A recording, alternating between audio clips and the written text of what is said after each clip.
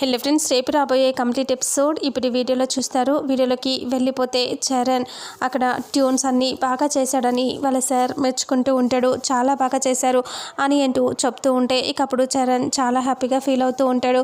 ఈ 3 ట్యూన్స్ చాలా బాగా ఉన్నాయి, అలాగే ఇంకా 3 ట్యూన్స్ని చెయ్యు, ఆ తర్వాత నీకు ఆల్బమే ఇచ్చేస్తాను అని అంటూ చెప్తే అప్పుడు చరణ్ సరే సార్ అలాగే చేస్తాను, thank you sir, thank you so much అని అంటూ చరణ్ చాలా హ్యాపీగా చెప్తూ ఉంటే వాళ్ళ ఫ్రెండ్స్ కూడా చాలా హ్యాపీగా ఫీల్ అవుతూ ఉంటారు. అప్పుడే వాళ్ళ అక్కడ ఉన్న సార్ ఇంకా ఏమీ ఆలోచించకుండా చెక్ కూడా రాసి చరణ్కి ఇచ్చేస్తాడు. ఇంకా మిగతా అమౌంట్ మొత్తం నువ్వు ఆల్బమ్ మొత్తం కంప్లీట్ చేశాక నీకు ఇచ్చేస్తాను అని అంటే థ్యాంక్స్ చెప్తాడు చరణ్. ఇక అప్పుడే అక్కడి నుంచి బయటికి వచ్చేస్తారు. రే, ఇన్ని రోజుల నుంచి అనుకుంటున్నాను, ఈరోజు నా కళ నెరవేరిందిరా, నాకంటూ వచ్చేసింది. ఇంకా నేను ఒక స్థాయికి ఒక మెట్ట ఎక్కానురా. ఎందుకంటే ఇంకా నేను ఎప్పటి నుంచో కలగంటున్నాను ఇలా చేయాలనేసి. ఇప్పుడు దానికి చాలా హ్యాపీగా ఉంది ఈరోజు వచ్చినందుకు నాకు అని అంటూ థ్యాంక్ గాడ్ అని అంటూ చెప్తూ ఉంటే ఇంకా అప్పుడే చరణ్ వాళ్ళ ఫ్రెండ్ ఆ అమ్మాయి అంటుంది, అసలు ఈరోజు కూడా నువ్వు ఫెయిల్ అయ్యేవాడివి చరణ్, నువ్వు ఈరోజు ఇక్కడ నువ్వు పాస్ అయ్యావు అంటే ఇక్కడ నువ్వు సెలెక్ట్ అయ్యావంటే దానికి కారణం పల్లవియే అని చెప్పగానే ఇక అప్పుడే చరణ్ ఆలోచిస్తూ ఉంటే ఎలా అని అంటే అక్కడ నువ్వు పెన్ డ్రైవ్ పడేసుకొని వచ్చావు, ఇప్పుడు పెన్ డ్రైవ్ తీసుకొచ్చి పల్లవి నేను సేవ్ చేసింది. పెన్ డ్రైవ్ కానీ తేకపోయి ఉంటే ఈరోజు నీకు ఈ ఆల్బమే ఉండేది కాదు, ఈరోజు ఓకే అయ్యేది కాదు కదా, అందుకే దీని అంతటికీ కారణం పల్లవి అంటున్నాను అని చెప్పగానే ఎస్ నిజమే చెప్తున్నావు, నిజంగా పల్లవి వల్లే అని అంటూ చెప్తూ ఉంటే థ్యాంక్ గాడ్ అని అంటూ ఉంటే థ్యాంక్ గాడ్ అనుతూ థ్యాంక్ యూ పల్లవి అని చెప్పాలి అంటే పల్లవికి థ్యాంక్స్ ఎలాగో చెప్పేశాను అని అంటూ అవును పల్లవి ఎక్కడ అని అంటూ చరణ్ అంటే అటు ఇటు అంతా చూస్తే వెళ్ళిపోయినట్టుందిరా, లేదు అనేసి చెప్పగానే అవునరా పల్లవి చాలా మంచి అమ్మాయి అని అనుకుంటాడు. వెంటనే వాళ్ళ నానమ్మకి ఫోన్ చేసి చెప్తాడు, ఇంకా నానమ్మ నేను ఈరోజు సెలెక్ట్ అయ్యాను, నా ట్యూన్స్ అన్నీ వీళ్ళకి నచ్చేసాయి అని అంటూ చెప్పగానే ఒక్కసారిగా ఆనందంతో ఓ అవునా అని అంటూ చాలా సంతోషంగా ఉంది నాన్న, ఇన్ని రోజులకి నువ్వు మంచి పని చేసేసావు అని అంటూ నువ్వు అనుకున్నది సాధించావు నాన్న అని అంటే ఈరోజు కూడా పోయేది నానమ్మ నాకు అంటే మరి ఎలా వచ్చింది అని అంటూ వాళ్ళ నానమ్మ అడిగితే అది పల్లవి అని ఆ రోజు గుళ్ళో నాతో గొడవ పెట్టుకుంది కదా అని అంటే ఆ అమ్మాయి అంటే ఆ రోజు నువ్వు ఆ అమ్మాయి మంచిదని కూడా చెప్పావు అంటే అవునరా నాకు ఆ అమ్మాయి మంచిది అనిపించింది అందుకే చెప్పాను అని అంటే ఆ అమ్మాయి వల్లే ఈరోజు నాకు ఇది జరిగింది అని అంటే ఎలా అని అంటే నేను పెన్ డ్రైవ్ పాడేసుకున్నాను, అప్పుడు ఆ అమ్మాయి తీసుకొచ్చి ఇచ్చింది నానమ్మ నాకు, ఆ అమ్మాయి కనుక అది తేకపోయి ఉంటే ఈరోజు నా పరిస్థితి మళ్ళీ నేను బాధపడాల్సి వచ్చేది అని అంటూ చెప్పగానే అవునా ఆ అమ్మాయికి థ్యాంక్స్ చెప్పావా మరి అని అంటే చెప్పానమ్మా థ్యాంక్స్ చెప్పాను అని అంటే అలా థ్యాంక్స్ చెప్పటం కాదురా, ఒక చిన్న ట్రీట్ ఇవ్వు, తను హ్యాపీగా ఫీల్ అవుతుంది కదా అని అంటే సరేనమ్మా అని అంటూ పల్లవికి ట్రీట్ ఇచ్చే వస్తాను అని చెప్పగానే సరే అని చెప్పేసి ఇక వాళ్ళలా మాట్లాడుకుంటూ ఇంకా ఫోన్ పెట్టేసి ఇంకా వచ్చేస్తాడు. చరణ్ అలా హోటల్కి వచ్చి కూర్చుంటారు. అలా వచ్చి కూర్చుని నవ్వుకుంటూ మాట్లాడుకుంటూ ఉంటారు. అంతలో పల్లవి రోడ్డు మీద నడుచుకుంటూ వస్తూ ఉంటుంది. ఇక అప్పుడే పల్లవి ఇలా అనుకుంటూ ఉంటుంది, ఏంటి నన్ను చరణ్ ఎందుకు రమ్మన్నాడో ఏంటో అని అనుకుంటూ వస్తూ ఉంటుంది. అప్పుడే థ్యాంక్స్ చెప్పాడు కదా, మళ్ళీ ఎందుకు చెప్పాడు రమ్మని చెప్తున్నాడో తెలియట్లేదు అని పల్లవి రోడ్లో వస్తూ ఉంటుంది. ఇక్కడ చరణ్ వాళ్ళు నవ్వుకుంటూ అలా కూర్చొని ఉంటారు. ఇక్కడేమో ఇంట్లో గుండమ్మ అలా వచ్చేసరికి అది ఒక పేపర్ మీద ఆర్ట్ వేసి బొమ్మలు వేసి అది చూసుకొని బాధపడుతూ ఉంటే గుండమ్మ అప్పుడే వస్తుంది. వచ్చి ఇలా అంటూ ఉంటుంది, ఏంటి ఏం జరిగింది ఏమైందండి అని అనేసరికి ఆ పేపర్ని దాచిపెట్టుకుంటే ఏంటి మీరు దాచిపెట్టుకుంటున్నారు చెప్పండి నాతో అని అంటూ ఉంటే ఇంకా చెప్పకుండా అలాగే దాన్ని దాచిపెట్టుకుంటే అది ఇస్తారా ఇవ్వరా అని అంటూ సీరియస్గా అనేసి ఆ పేపర్ లాక్కుని చూస్తుంది. చూసి ఇదేంటండి బొమ్మలు వేశారంటే మన పాప అని అంటూ బాధపడుతూ చెప్పేసరికి ఒక్కసారిగా గుండమ్మ కూడా బాధపడుతూ ఉంటుంది.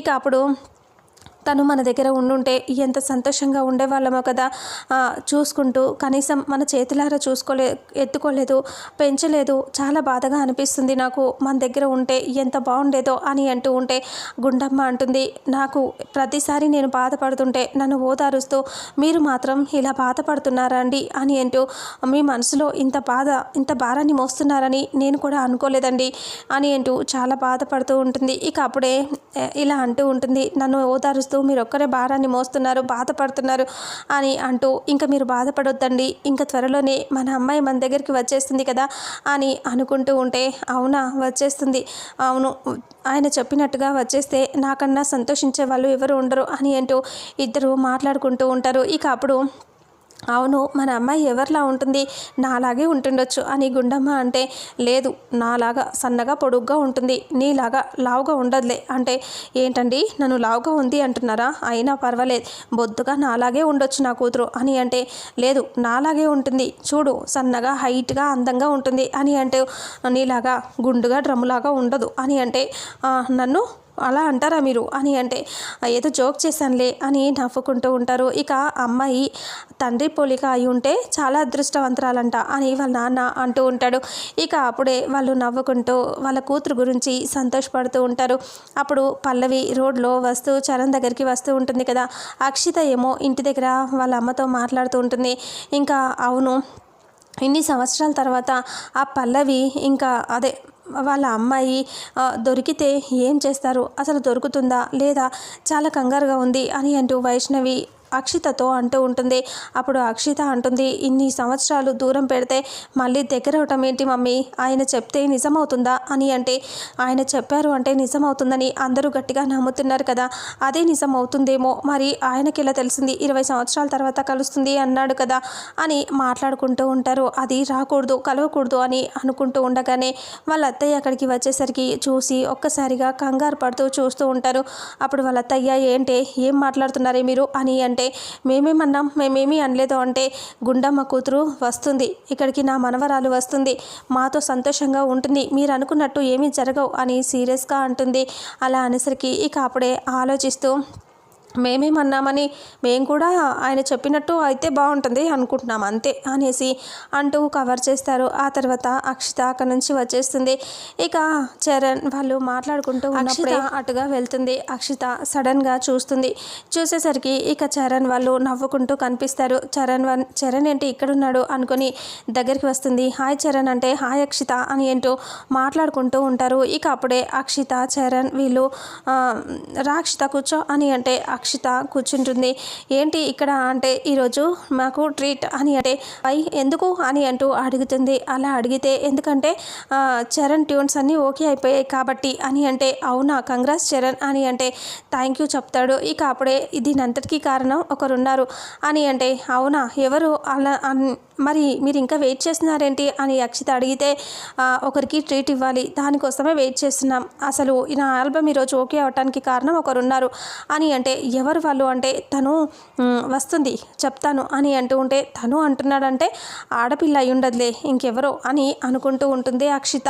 అప్పుడే ఇలా అంటూ ఉంటాడు, తను వచ్చాక చూపిస్తానులే అంటే, సరే పేరు చెప్పు అని అంటే, వస్తారు కదా చెప్తాను అని అంటూ ఉండగానే ఇక అప్పుడే అక్కడికి పల్లవి వస్తుంది. పల్లవిని చూసి అదిగో వచ్చేసింది అని అంటూ చెప్పిస్తాడు.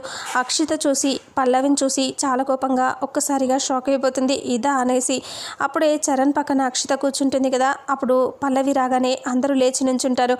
అక్షిత కూర్చొని ఉంటుంది. ఇక అప్పుడు చరణ్ హాయ్ పల్లవి అని చెప్పి, ఇంకా అప్పుడు అక్షిత కొంచెం నువ్వు లేచి పక్కన కూర్చో అని అంటే, అప్పుడు అక్షిత లేచి ఇంకో చైర్లో కూర్చుంటుంది. చరణ్ పక్కన పల్లవిని కూర్చోబెట్టుకుంటాడు. ఇక నవ్వుతూ చాలా థ్యాంక్స్ నీ వల్లే అని అంటే, ఏంటి మీరు ఓకే అయిందా అని అంటూ పల్లవి అంటే, అవును నీ వల్లే జరిగింది అని అంటే, అయితే కంగ్రాచులేషన్స్ అని అంటూ చెప్తుంది. కానీ థ్యాంక్స్ చెప్పి నీకు ఎన్నిసార్లు థ్యాంక్స్ చెప్పినా తక్కువ కాదు అని అంటే, ఎందుకు అని అంటే, ఈరోజు అక్కడ సెలెక్ట్ అయ్యానంటే కారణం నువ్వే కదా, నువ్వు కానీ పెన్ డ్రైవ్ తెచ్చియకపోతే నా పరిస్థితి ఏంటి, అయినా తెచ్చిచ్చావు చూడు అందుకు చాలా సంతోషంగా ఉంది నాకు అని చరణ్ అంటే, అదేంటి గొడవకి జస్ట్ మనం ఫ్రెండ్స్ కదా హెల్ప్ చేసుకోవాలి, ఏదైనా కష్టం వస్తే ఒకరికొకరు తోడుగా ఉండాలి కదా అందుకనే చేశాను అని అంటూ పల్లవి అంటుంది. అలాంటివి మనసులో పెట్టుకొని డిస్టర్బ్ చేయకూడదు, లైఫ్ని నాశనం చేయకూడదు కదా అందుకే అలా చేశాను అని అంటే, నువ్వు చాలా గ్రేట్ మంచిగా ఆలోచిస్తావు అని అంటూ వాళ్ళు అలా మాట్లాడుకుంటూ ఉంటే, నవ్వుకుంటూ వాళ్ళంత సంతోషంగా ఉంటే చాలా సీరియస్గా అక్షిత చూస్తూ దీన్ని ఎలాగైనా ఇక్కడ అవమానపరచాలి అని అక్షిత అనుకుంటూ ఉంటుంది. ఇక అప్పుడే అలా వాళ్ళు మాట్లాడుకుంటూ ఇంకా సంతోషంగా కనిపిస్తూ ఉంటే బ్యారర్ వచ్చి అడుగుతాడు ఏం కావాలి అనేసి. పల్లవి పఫ్ కావాలి అంటే మిగతా వాళ్ళు జ్యూస్లు ఐస్ క్రీమ్లు తీసుకుంటారు. ఇక అప్పుడే అందరికీ తెచ్చిస్తే అందరూ తింటూ చాలా హ్యాపీగా ఉంటారు. కేక్ కూడా తెమ్మని చెప్తారు. కేక్ తెచ్చి అక్షత ముందు పెడతారు. అలా పెట్టినప్పుడు ఇక అలా వాళ్ళు తింటూ ఉంటారు. ఇంకా అలా తాగుతూ ఉంటారు. ఇక అలా మాట్లాడుకుంటూ ఉంటారు. చాలాసేపటికి అక్షతకి కోపం వచ్చి దీన్ని ఏ రకంగా అయినా అవమానపరచాలి అని అనుకుంటూ చూస్తూ ఉండగానే ఒక్కసారిగా అలా పల్లవికి సాస్ వేసుకో బాగుంటుంది అని అంటూ సాస్ వేస్తూ ఉంటాడు.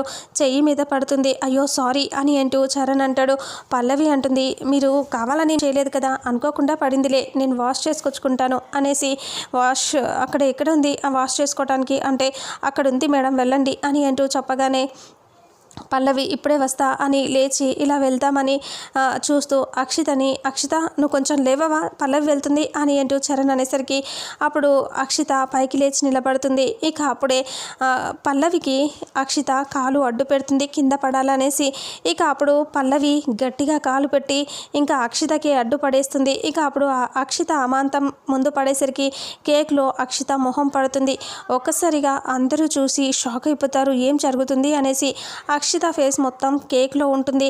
అప్పుడు అందరూ అలాగే చూస్తూ ఉంటే అప్పుడు పల్లవి వీళ్ళంతా కూడా అలా చూస్తూ ఆగిపోతారు. ఇక కాసేపటికి అక్షిత పైకి లేచి చూస్తుంది. చూసేసరికి అంతా కేక్ ఫేస్కి అంటుకుంటుంది. అది చూసి అందరూ నవ్వుకుంటూ ఉంటారు. పక్కనే ఉన్న పల్లవి చరణ్ వాళ్ళ ఫ్రెండ్స్ అంతా నవ్వుతూ ఉంటే అక్షిత మాత్రం కోపంగా చూస్తూ ఉంటుంది. ఇక వాళ్ళు నవ్వుతూనే ఉంటారు. ఇక అప్పుడు పల్లవి ఏయ్ ఆగండి నవ్వొద్దు అని అందరినీ కంట్రోల్ చేస్తుంది. ఏంటి అక్షిత కేక్ని ఇలా కూడా తింటారా, నీకు అంతగా తినాలనిపిస్తే కట్ చేసాక తినేదానివి కదా, మరి ఎందుకు ఇలా తిన్నావు, అయ్యయ్యో ఇంత పని చేసావేంటి అని అంటూ నవ్వుకుంటూ ఉంటారు. ఇక ఇంతటితో రేపు రాబోయే ఎపిసోడ్ ఎండ్ అవుతుంది. మరుసటి ఎపిసోడ్లో ఏం జరుగుతుందో తెలుసుకుందాం.